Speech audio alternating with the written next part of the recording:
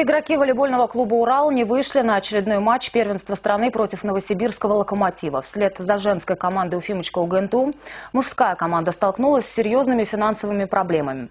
О том, что у клуба не все в порядке, стало понятно после того, как команда отказалась от участия в Лиге чемпионов в конце прошлого сезона. Но сейчас вопрос стоит уже о самом существовании клуба. О непростой ситуации, в которой находится башкирский волейбол, в нашем следующем сюжете. Игроки и тренеры волейбольного клуба «Урал» отказываются выходить на игру по причине невыплаты заработной платы. Отказ от выхода на игру – крайняя мера. О том, что волейболисты «Урала» могут к ней прибегнуть, говорили давно. Но мало кто верил, что это действительно произойдет. Ситуация шокировала болельщиков. Меньше чем за год «Урал» превратился из одного из сильнейших клубов страны в команду, само существование которой поставлено под сомнение. У нас с самого начала сезона проблемы. Одни игроки уходят, там травмы получают, но все равно мы в середине держимся в таблице. В зоне вылета мы не находимся. Соответственно, хочется, чтобы обратили вовремя внимание и не дали команде и вообще волейбол, профессионального уровня волейбола, да, просто пропасть. Просто обидно будет. 2013 год стал самым успешным в истории башкирского волейбола. Команда «Урал» впервые завоевала серебряные медали чемпионата страны.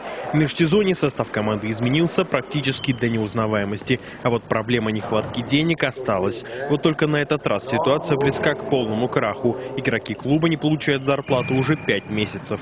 Это любимый вид занятий, который, не знаю, нравится, и ты получаешь удовольствие, все равно ты приходишь.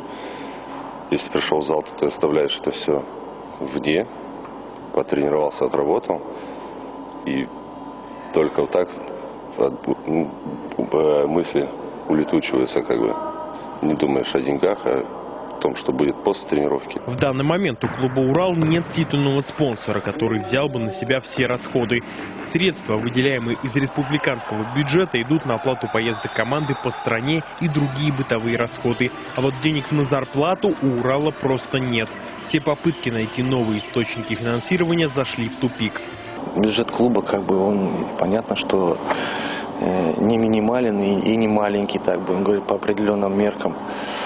Но, тем не менее, мы шаг по минимизации вот этих всех расходов, сокращению бюджета мы в прошлом году сделали. Мы отказались от высшей лиги А, от команды нашей. Ввиду отсутствия игрового зала отказались от Лиги чемпионов, которая тоже несет определенные расходы. Совсем недавно аналогичные проблемы с финансированием по такому же сценарию возникли и у клуба «Уфимочка» УГНТУ. Женская команда также не имеет спонсора и ожидает помощи со стороны бюджета республики. К этой проблеме, безусловно, правительство не останется равнодушным. Мы постараемся помочь, насколько сможем, исходя из нынешнего финансового состояния республики, но в целом все-таки руководство клуба должно само принять меры и решения, которые позволили бы устойчиво функционировать этому клубу. Руководство Башкортостана пошло навстречу волейбольным клубам. На погашение задолженности по зарплате был выделен транш в размере 50 миллионов рублей. Но серьезно исправить ситуацию это не помогло. Выйдут ли башкирские волейболисты на следующую игру – большой вопрос. Артем Кочешев, Валерий Габасов, Башкирское спутниковое телевидение.